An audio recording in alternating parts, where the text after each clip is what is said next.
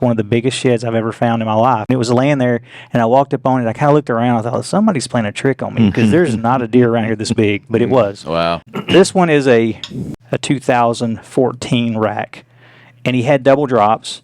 He broke the one off on the left, and what I would assume is a 3.5-year-old deer with this rack. This is his 2016 rack.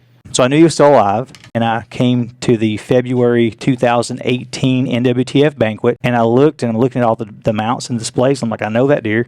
And somebody got him, and the taxidermist was displaying him for the taxidermy show. Like, I know that buck. Yeah, this is a really good, this is a massive deer. I found these sheds, when they get this big and this heavy, if they drop one naturally, they're going to start shaking their heads. And probably a lot of people have seen those TikTok videos and YouTube videos of the moose that are dropping. There's a couple of them out there. When they get this heavy and they drop one and they're ready to come off, they'll start shaking their head as they're walking along, and the other one will usually pop off. The award-winning Tennessee WildCast is on the air with the latest on hunting, fishing, boating, wildlife watching, and all things outdoors. Make welcome your host, drummer and outdoor expert novice, Jason Harmon. Hello, everybody, and welcome back to this edition of Tennessee WildCast. We're glad you're tuning in. Thanks for watching and listening. We got a great show lined up for you today. It's all about shed hunting, postseason deer scouting, and then getting ready for turkey season. It's a good transition period right here for folks to get outdoors if they want to prepare for the next one and reflect on the one past. So that's right. Bump up your skills a little bit for Easter egg hunting coming up. There you go. It's a little Easter egg hunting practice. But yeah, I'm excited to have Lieutenant Colonel Dale Grandstaff with us today, and Mr. Barry Cross is helping co-host as well. And Don, you got the I'm getting a little closer to me over here. Sliding around. Yeah, a little radio shout out this morning. WJJM, where it all started with the WildCast Extras. We run on WJJM in Lewisburg. Thanks to Jeff and Missy Hayslip. They run a great radio station down there in Marshall County. Yeah, right in Barry's neck of the woods there. The extras run 7:40 a.m. and 4:40 p.m. every day, every weekday on WJJM, and the full WildCast runs on Saturday mornings. Awesome. Yeah, we appreciate our radio partners. 8 a.m. Yep. Yeah, especially that one. Kind of got us kicked off a little bit. With the extras, for sure. Yeah, Jeff's idea, and we been doing it ever since. Yeah.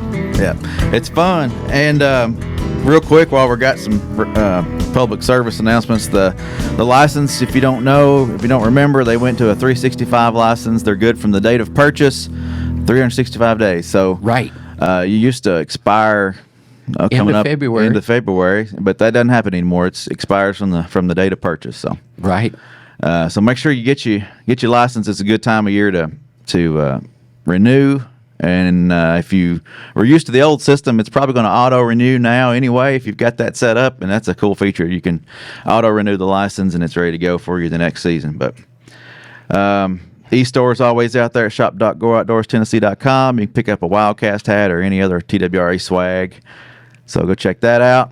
And I think that's all the announcements. All right. Like I said, we got Mr. Dale Grandstaff with us, Lieutenant Colonel, and Barry with us today. Barry, I was talking to Barry, and I said, hey, we got some ideas for a show. He said, yeah, let's get Dale in there and talk about shed hunting. So, and I said, yeah, and post-season scouting. And then I texted him, and I said, hey, how about we add turkey in there, too? So it's a good mix today. A little bit of everything. Hey, we can talk fishing, too, because fishing's starting to get good. Yeah. It's just, Tennessee is probably one of the best places for outdoor sports and hunting and fishing. So, promote it all. Yeah. Well, I'm excited. Let's jump in with the shed hunting side of things, and I love it when somebody brings in visual aids. Dale's got some great stuff to show. So if you're just listening on the radio, you need to check this one out online or on the local TV station. Yeah, definitely tune us in. So you brought some props with you today. We can start with those, or I just kind of want to know how you got into shed hunting. You're a deer hunter. You grew up outdoors, but I guess the best thing for me to start this off with is shed hunting has become very popular over the past 10 years for sure, but 15 years really blown up everywhere. And one of the main things you need to make sure is have permission to Right. go where you're looking. Yeah. Okay. And we have a thing called shed poaching, where a lot of people are losing sheds off their property for people slipping in and getting them. So just keep that in mind. But yeah, when I was a little kid on my family farm, when I was 12 years old, I found my first shed. I've got it. It is a spindly little bitty 4-point side. It is tiny, but I've still got it. I've got it displayed on one of my shelves, and I really didn't look anymore until around 2006.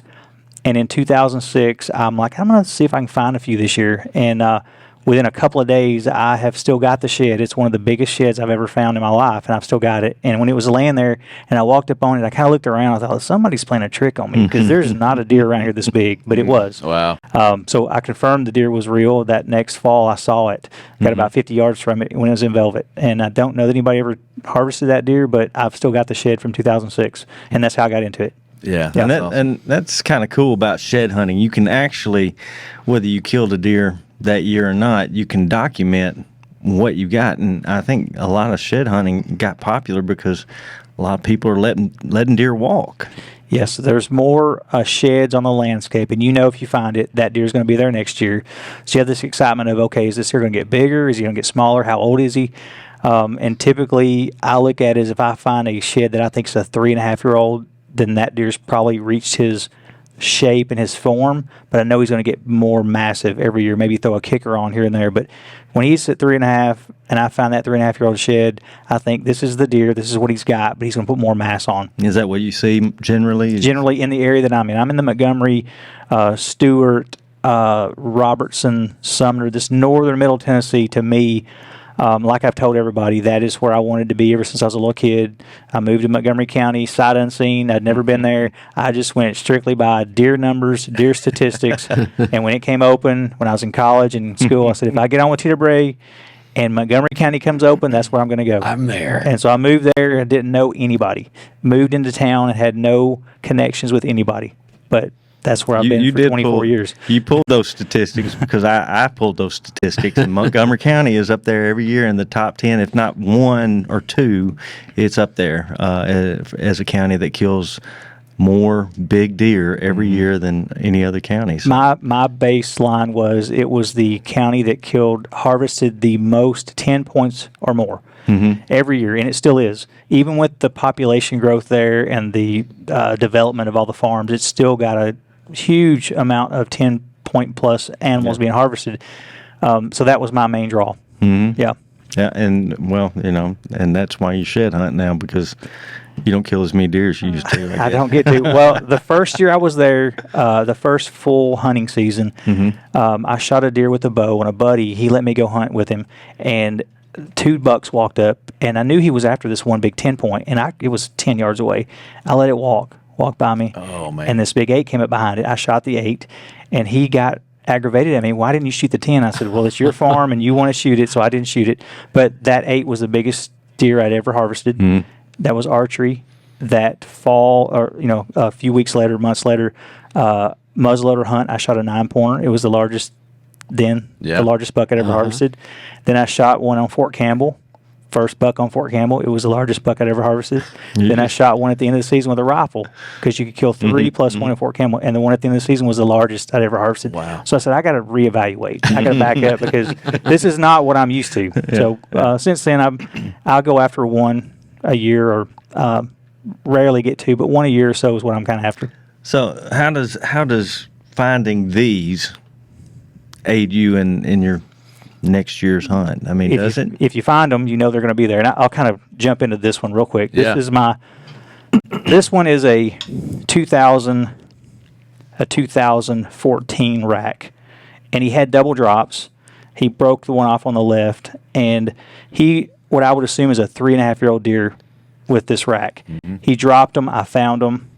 And so the summertime, I'm like, he's going to be around somewhere. Right. And in the summertime, I went looking for him, and I found him, had a camera with me, and took a picture of him. He was about 50 yards from me. He had the same drops, the same shape.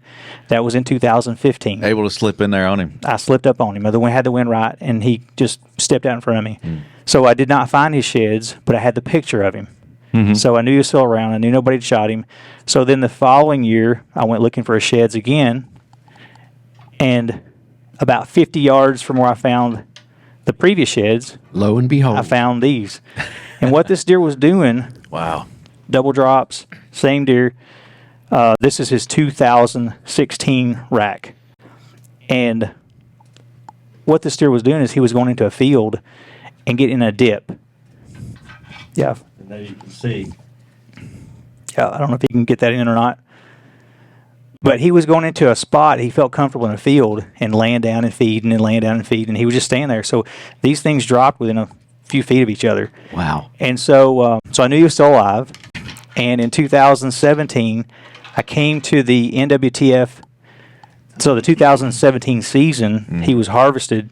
And I did not see him. I didn't know it. And I came to the February 2018 NWTF banquet. And I looked, and I'm looking at all the mounts and displays. I'm like, I know that deer. And somebody got him, and the taxidermist was displaying him for the taxidermy show. And so I took a picture of the mount. So I've got a 2018 rack, 2017 rack. I've got his 2016 sheds. I got a 2015 picture, and I got his 2014 sheds. Right. Wow. And just a good story. And he didn't grow that many more inches after that first initial shed that I found, but he grew more mass. Just every year a little bit more mass, a little change, but remained the same. Those two big giant drops out front. Well, you talk about knowing that buck. You're able to see it, and like, I know that buck. Talk about one of the other sheds you brought with us that you found, and then it helped lead to a case. So, because you saw a picture and you're like, I know that buck. yeah, this is a really good. I mean, this is a massive deer. I have never scored this deer. I'm gonna just say he's in the 170s range or something like that. But just a lot of mass on this deer. I found these sheds when they get this big and this heavy. If they drop one naturally, they're gonna start shaking their heads. And probably a lot of people have seen those TikTok videos and YouTube videos of the moose that are dropping. There's a couple of them out there. When they get this heavy and they drop one and they're ready to come off, they'll start shaking their head as they're walking along, and the other one will usually pop off. So when they get this heavy, you'll find them close. Just you find one, just start doing a big circle because the other one's somewhere close, probably. Yeah. Now, if a deer like this walks into a field and there's another one that's similar, and they walk up to each other, they're going to test each other. It doesn't matter what time of the year it is. When they push against each other, if this deer's ready to come off and they pop off right there, that's why they're laying together like that. Is probably he's pushed against another deer and they just dropped on the ground. Yeah, About that. So when they come into the field together, they're going to push each other, and that's sometimes. So that's the way I found this one. I believe this deer was walking along. He dropped one. He shook his head, dropped the other one off. So very unique deer, very very neat deer. And then. So I started looking for the deer, and I did not see him during the summertime, but a social media post posted this deer that fall, the next fall, and I looked at him like, that is the deer that I have the sheds from. And so I did a little digging and read the social media post, and the social media post claimed it was killed about 30 or 40 miles away from where I found the sheds. So we started doing some interviews, and then it was an illegal kill. That was determined. It was adjudicated, lost privileges, lost paid fines, but it was because we knew where those sheds came from. Almost like a fingerprint. It was. They're unique. Yeah. And if you match these up, if you put these side by side, I mean, it's just, I don't know if you can get these in frame or not, but if you put these deer sort of side by side, I mean, it's no doubt what it is. Yeah. It's the exact, that brow tine on his left main beam matches the brow tine on this one up here. He grew a little bit more inches, a little bit more mass, but he still stayed the same. Yeah. That's amazing how similar those are. Now, you talked about how you can document your deer and everything, but I've gone out and I've shed hunted, and I find last year's shed, or I find nothing. And there's got to be an art to it, because I know you find a lot of sheds. You have to train your eye to find them. It's just like some people train their eyes to pick out arrowheads if they're walking across bare dirt, or you just train your eye to look for them. You know what to look for, either a point sticking up, or the glare is a little different, or the shape of the main beam. What I've found is the best day to probably go is an overcast day and not a bright sunny day. Bright sunny day, everything in the woods is has a glare to it. but on an overcast day, they stick out to me way better. Early morning, I know I've been turkey hunting before, sitting in the woods, hear a turkey gobbling still in the roost as it's starting to break daylight. There's no glare yet, and I've seen 2 or 3 scattered around the woods before. Just sitting there, just scanning the woods. Turkey season is a good time to pick them out because you're in the woods. My recommendation to people is probably the best day to go as far as overall the amount of antlers on the ground would be St. Patrick's Day. That's my kind of my key day to key in on. You can find them before that, but most of them are going to be on the ground by St. Patrick's Day. And this year tended to be a little earlier, right, Dale? Way Because of the earlier. weather. The weather this year really stressed our deer out all over the state, especially this middle and western part of the state. But the deer got so stressed out that even at the end of the hunting season, we're seeing bucks harvested that had already dropped their antlers. A lot of big bachelor groups already together. The last week of the season or so, when it was snow on the ground and ice on the ground, we had probably 4 or 5 huge bucks taken in Robertson, Sumner, Montgomery County that were already going to food source and already just stressed. And they would have probably dropped very soon had they not been taken by hunters. Yeah. All right. Well, go ahead. ahead. Well, you mentioned, you've already mentioned it a little bit, the weight of the antler, but like the older the deer, the easier it probably is going to fall off, right? And chances that it fall off together. Yes, to a certain degree. What I've noticed also is that the older the deer is, it's like older people and the bones aren't as dense. There you go. So the 100% antlers that. aren't as dense, and so it seems like those are the ones that the squirrels like to really eat on because it's like just softer from the chew into. Oh, you brought one that some animals got a hold of. The reason I brought this one is because I walked these woods and I did not find this shed, and this had been on the ground 2 or 3, 4 years maybe. Yeah. But I walked these woods. I did not find this shed until it was in this state, this condition, and it was covered up by leaves, I'm sure, but the animals had picked this up and drug it around and moved it around until it was on top of the leaves, and it was very easy to see. So you'll find a lot of these because they're bone white, bleached out, and they just glow in the woods. Yeah. These that are dark colored, they're the harder ones to find if they're in the woods. Now, if they're in a field, depends on the field. If it's a cornfield, you might as well walk every row or just don't look because you're not going to be able to see them unless you walk up on them. If it's a wheat field, probably can find them pretty easy. If it's a bean field, very easy. Yeah. What else can you find in the woods walking around looking for sheds? Do you scout? Scout. If it's early season like February, March, and we get a little skiff of snow on the ground, it's a really good time to see where your trails are because they stick out. They're worn down. The leaves aren't puffy. The leaves are worn down where they've traveled those trails, and you can see the little trails off of the woods, and that would be a good place to start during bow season. Find the trail they're going to be on, set up over that rather than just guessing in the fall. Yeah. Well, I mean, you talked about hunting for sheds in fields. Do you walk trails while you're? Yeah. I walk trails, and what I'm looking for on a trail is, okay, what's the thickest cover that I can find close to where they're feeding, and that's where they're going to go stay. So between the food and the bed, they'll drop them. They'll drop them in the bed, and they'll drop them in the field. A lot of times, if it's a food field and they're coming from everywhere, all different directions, when this buck steps into the field and he sees another buck that may be a rival, they'll walk up to each other and push, and that's why you'll find matching sets a lot of times in a field. Yeah. Okay. Or if it's a bed, you may find, and it's going to be thick. If you get into some really thick cover where they like to bed, saplings, I'm talking thick, you may have to crawl in there. You may find sheds from 2 or 3 years prior from the same deer because that's his spot. That's where he's going to go to hide and to lay down. Okay. I'll mention this. I had a buddy one time. He shot a buck, really good buck. It was a 200-inch deer. He shot it with a bow. Couldn't find it, but he hit it really good. It went into a thicket. He trailed it, jumped it, backed out. I helped him look a few days. We didn't find the deer, but he spent 40 days total looking for this deer, and he found it. He found the deer. Within 40 days, he found it. But during that hunt, he looked this thicket over and over and over. He found the sheds from the previous year, and it was the deer sheds. So he had the sheds, and we thought, okay, you at least have the sheds from the year before. But he kept looking because he knew the deer was probably down, and he finally found the rack and the skeleton.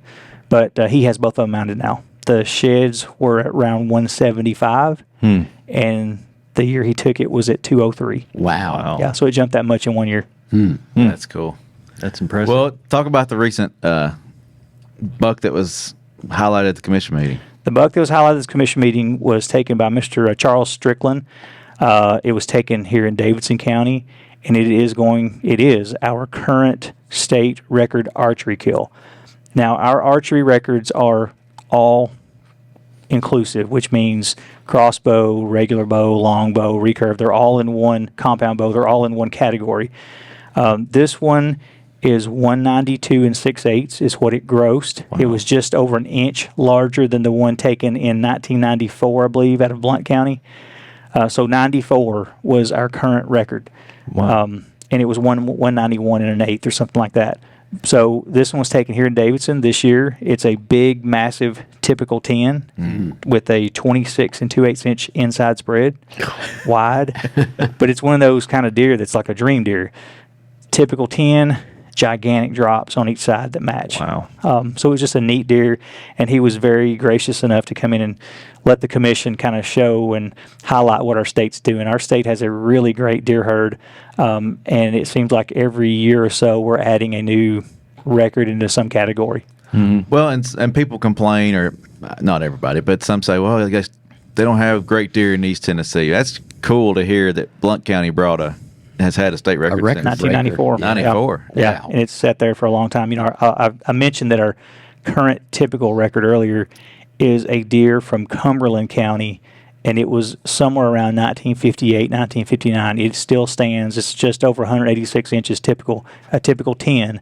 But that record is still standing, and I would assume within the next few years we'll have a deer surpass that. We've had a couple of deer that have been poached in the state. One this past season that's probably going to be right at it, and one a few years ago, maybe 5 years ago or less, that was within an inch of that typical record. So at some point, we will see a typical record hit Tennessee for our state. I mean, you can't count those. Those poached deer, they don't count, right? Yeah. I hate But that, it's good to show that we can grow that kind of deer, though. Yeah. Definitely. Well, you kind of touched on some of the postseason scouting. It's a great time to do that, like when the snow's on the ground. What's some other tips for that time of year to scout for the next season? And I wondered even about like preparing stands, or do you wait to put stands in later if you're a stand hunter? It may be a time to probably take a stand down and get it ready. And a lot of our accidents are because of straps breaking or some type of a mechanical failure. Sure. So it may be a good time to just go spend time in the woods, look for some sheds, scout a little bit, but take a stand down, rework it, take it back home, and just check the bolts, check the hardware, and check the straps. And then put it back up closer to the time you're going to hunt. And a lot of people leave them out all year long. If you're going to leave them out, make sure to go back and replace the straps. At least do that. Climb it, put new straps on it. At least do that. Yeah. Another thing is this time of year, you know, we've bumped our turkey season back a little bit. So it's a good time to kind of scout for turkeys and know what they're doing. And by the time we hit turkey season this year, they're going to be spread out more. They're not going to be in those big flocks, I don't think. It depends on how warm our spring gets, how early. April 15th. April 15th is this new turkey season opener for the adults, and what, the 8th and the 9th for the juvenile hunt. 8th and 9th April. So you can do some turkey scouting. I've always looked at the turkey scouting and the deer scouting. Deer want to hide. They want to hide in the woods. They want to be out at dark, after dark. They know to be nocturnal or to stay away from humans. Most of them do. So you can't see deer, but as easily as you can turkeys. Trail cameras will show you a deer at night or showing up on your property in a field that you haven't seen that deer before. So during the rut, a buck will show up on a piece of property that you haven't seen him on before or has never shown up before. But the only way you know he's there is because you've got a trail camera out or something like that. Turkeys do the exact same thing as those bucks do. The gobblers do the exact same thing, but they're doing it in the daytime. You can see them. A turkey will show up in a field that you've never seen one in before during his rut or his breeding season. Right. So you see a bird in the field, I'm like, oh, he's showing up from, I don't know where he came from. So I just look at deer and turkeys doing the exact same thing. turkeys are deer, deer are turkeys. They're doing the exact same thing except opposite ends of the year. Think about the big flocks. They'll flock up after the breeding season. The gobblers will all get back together in a group, and when the hens go to lay eggs, they'll find an isolated spot. A doe will find an isolated spot to have a baby, and eventually the doe and the babies will get together in a group, and the turkeys, the hens, and the poults will all get together in a group, and they almost do it in opposite times of the year. So just think about that when you're scouting for deer and turkeys. They're doing the same thing except in opposite ends of the year. Yeah. Yeah, when I'm out turkey scouting, I'm looking for the hens. I mean, if I find a big group of hens and they've been scratching in the woods, and I'm pretty sure I'm going to see gobblers nearby eventually. But I mean, I guess the big thing that people really need to know when they're doing this is you can't just shed hunt or go scout anywhere. You got to have permission. But what about our wildlife management areas where we discussed that a little bit earlier, and wildlife management areas, you can go look for them on the management areas. The best thing to do, though, the management areas are different. Certain areas you can be on, certain areas you can't be on. It depends on what the management style. The best way to approach a management area is to ask the area manager, hey, I'd like to go shed hunt. Where can I go, and what areas do I need to stay away from? Because they could still be having a youth hunt, a waterfowl youth hunt. They could be having a refuge for waterfowl on that management. So just best is to just ask the area manager, and they'll guide you in the right direction. Yeah. And all those numbers are in our hunting guide. I mean, you can find them in there, and they're good to get back to you if they don't answer. So yeah. So we got about a few minutes left here. I just got to thinking, this has kind of become a seasonal thing. You came in last year about this time and talked about some of these same topics.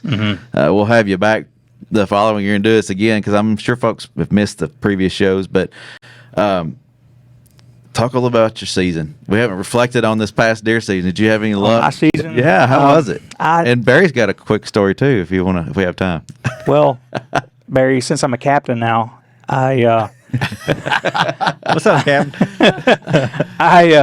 I didn't hunt as much this year. I did go during the rut quite a bit,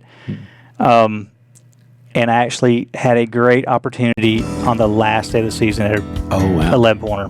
Awesome. And I just didn't quite get it done. Oh, it didn't connect. So for me this year, I didn't. One of the first years I've ever not harvested a buck in the state.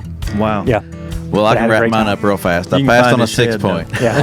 Passed on a 6 point for my son, and it didn't happen. Barry, tell him about your recurve. I had a recurve hunt with a doe. I killed that doe in I harvested that doe in about 30 minutes, and then I went back during gun season with my recurve and harvested a little 5-point first buck with a recurve. I think that's cool. It took about 30 minutes, and I told my wife I was only in the woods for an hour this year, so it really didn't seem like I had a deer season.